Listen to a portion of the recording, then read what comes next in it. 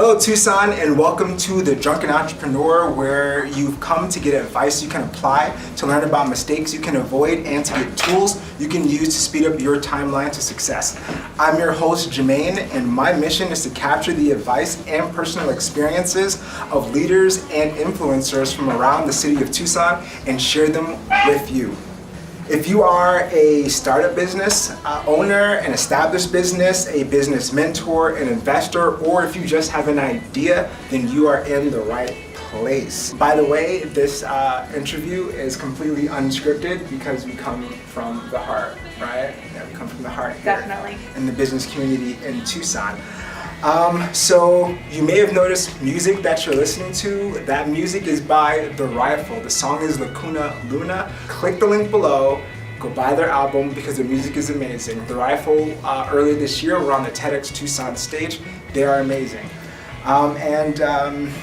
Also, I'd like to give a huge shout out to Tucson Business Networking.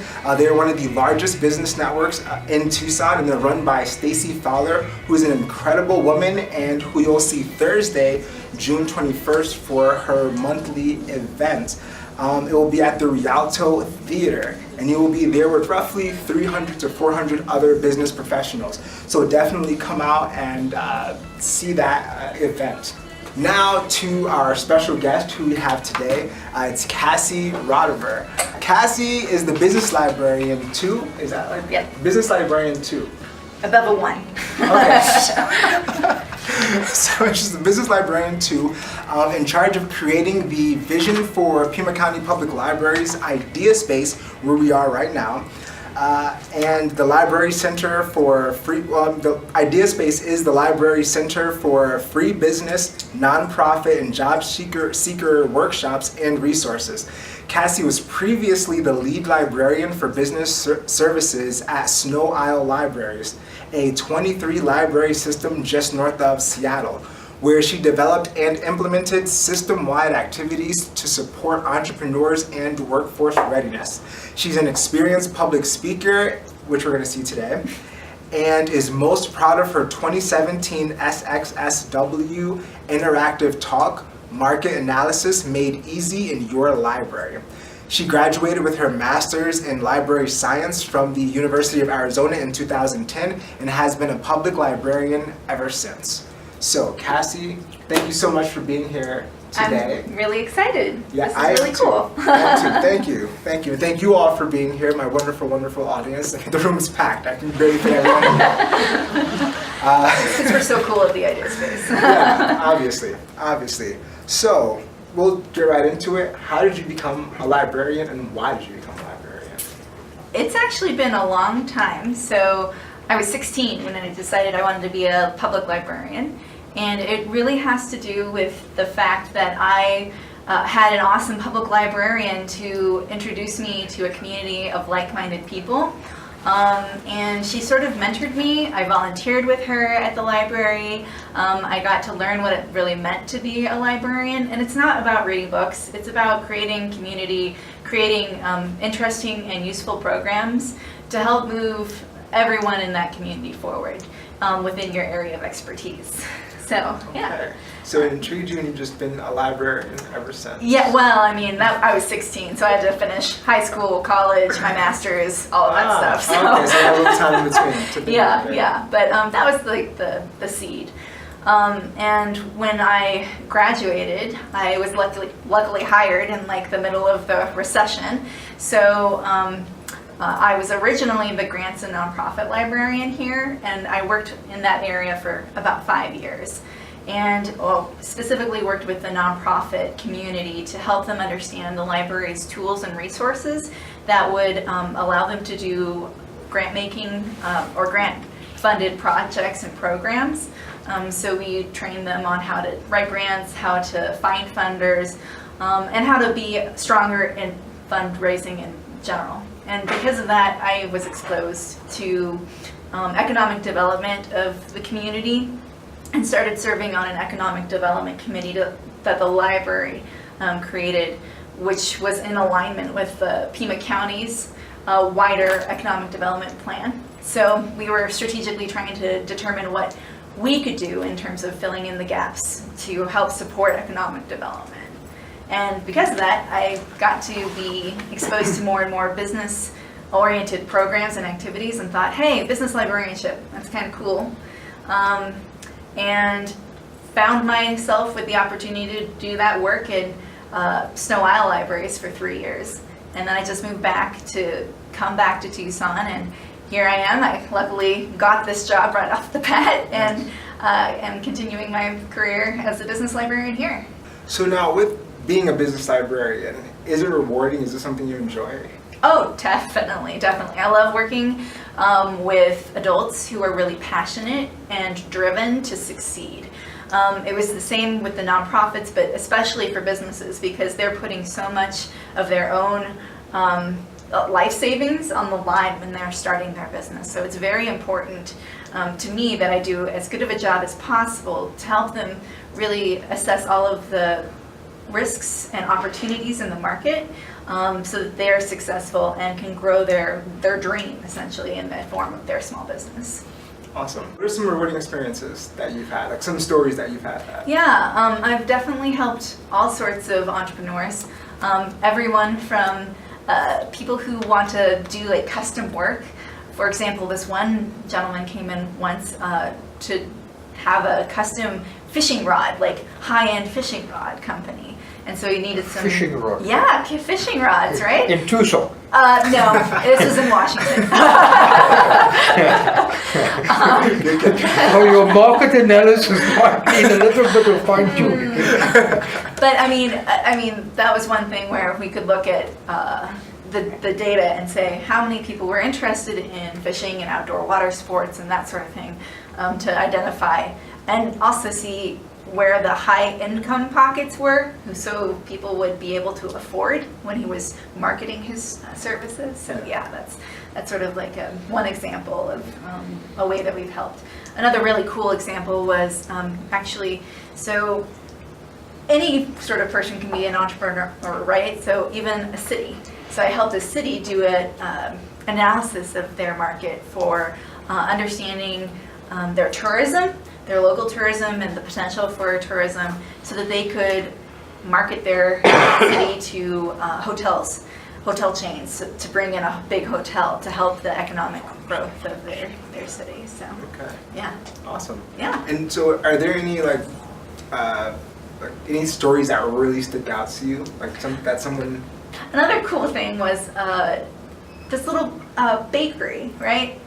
So she'd been doing her stuff in her home kitchen for many years and had just started a downtown location, opening up like a retail shop. And because of the business planning help we provided her, she was able to go to a bank and get a bank loan so she could expand her operations. And she, after about 2 years, then moved from that location because she grew so much, she needed a bigger space and a bigger storefront. And so that's just one example of That is awesome. a cool experience. So in general, what are the range of businesses that benefit from the idea space events and workshops and the resources you all have? I would say it's pretty much anyone who has a business idea. We can help you locate resources and tools to assess what the market looks like. Anything from, a traditional mom and pop retail restaurant, all the way through, like, we have helped people in the construction industry, in manufacturing, even into the tech world in some respects. So they can identify customers who are more likely to purchase products online, and understand different markets and what those look like as well. So we've got things that could be useful for anyone who's starting a business. What about people who already have an established business?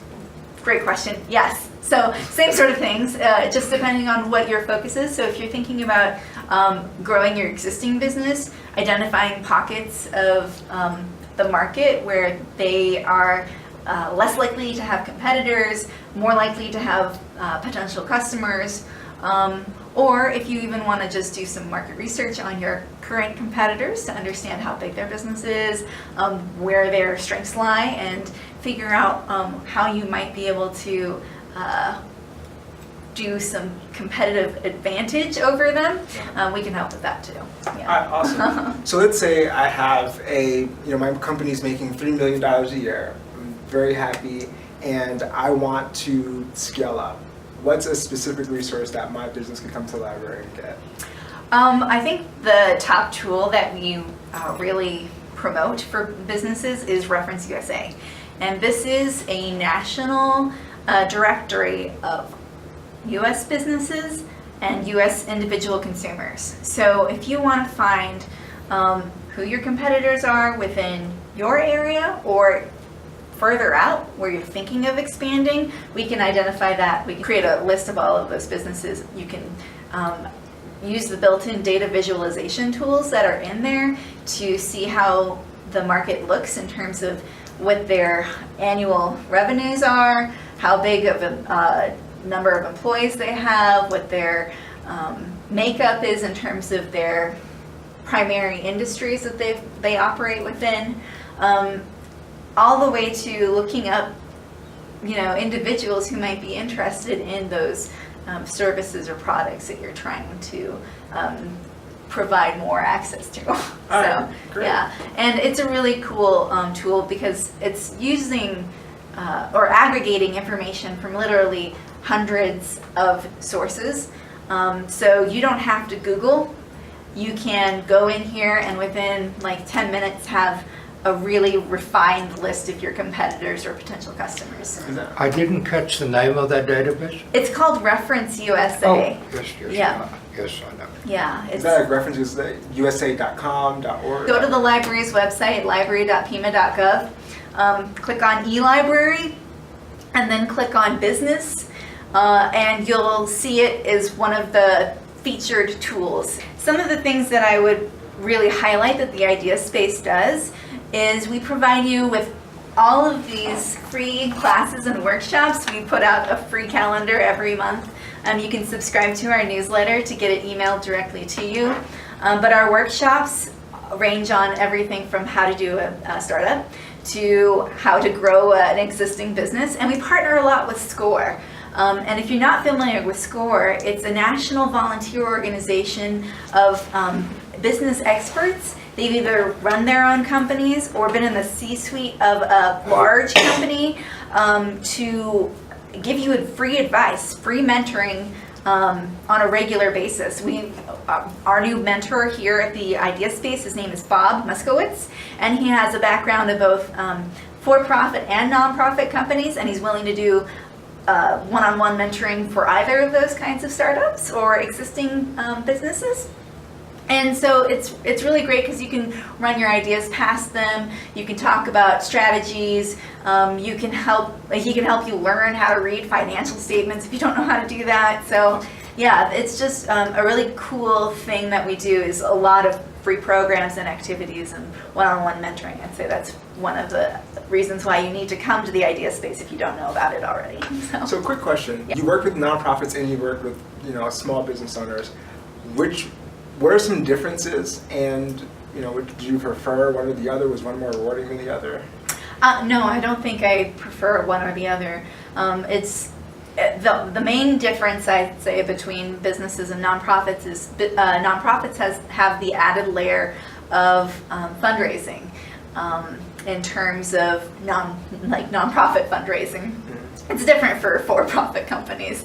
You still have to make a case in both situations, but you can also appeal to the good nature within humans to try to get donations for nonprofits versus when you're a company, people are like, well, sure, I can invest in you, but what am I going to get out of it? So that's probably the main thing. But no, in terms of working with them, I love working with both. Well, with fundraising, has it been more difficult for nonprofits or small businesses to get funding, or does it matter? I think it really depends on how well people communicate the mission of their organization. Okay. And that's something that I think people continuously struggle with in terms of defining what it is they're doing and how are they strategically doing that. Mm-hmm. So one of the things that I would really recommend is you really reflect on that before you go seek any kind of funding. Whether you need to look at, say, for nonprofits, who else might be doing similar work in the community, because I don't know if you know this, but Pima County is one of the largest ratios of nonprofits to population in the country. So we've got something like 3,000 nonprofits in Pima County registered with the IRS. Wow. Yeah, so I would just recommend you take a look at the marketplace. Maybe connecting with someone instead of reinventing the wheel. Yeah, exactly. Yeah. Okay, awesome. And what are some, all right, we're not going to do that yet. We'll continue going through there. Okay, sure, yeah. Another thing that I really recommend taking a look at is we provide access to a bunch of free legal information from the NOLO publishers. These are books that you can, we've got, reference copies, so that means you can only use them in the library, in the idea space, but a lot of them are also in our catalog for circulating purposes. So you can, if you find a book that is relevant to your company needs, put it on hold and have it delivered for any of your local branches for pickup. So it's easy for you to get access to. And they're really great. They're written by legal professionals, but for the layperson, so you can understand what you need to do to stay in the good graces of the government. Yeah, and also the RMA annual statement studies. So if you are a business and you're looking for funding from a bank, that bankers use these statement studies to look at your financials and your projections if you're a startup to understand, are you within the norms? Are you going to be making or having your cash flow look like what other successful companies look like across the US? And it's by size of the business, as well as you can go back and look comparatively over the last 5 years within this annual statement study book. Okay, so with the tax info, what are some common small business issues when it comes to taxes?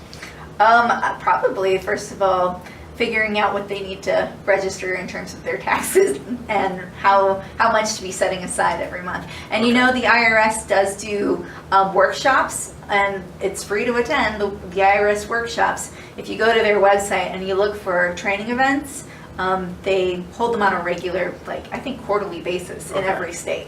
So yeah, I know. That's pretty cool. Yeah, and you can talk to someone and get their advice. And I know the states also have, state business taxes as well. So if you want to look into that, I think that they probably would have something similar as well. So, okay, yeah. Cool. And what are some common financial issues that small businesses have when it comes to trying to get funding? I think mostly they don't understand the statements that they have, cash flow, the annual statements that they generate. So some of the training we offer is actually in Canopy, which is a free video service that the library offers. You just have to have your library card, and you can watch up to 10 free videos a month.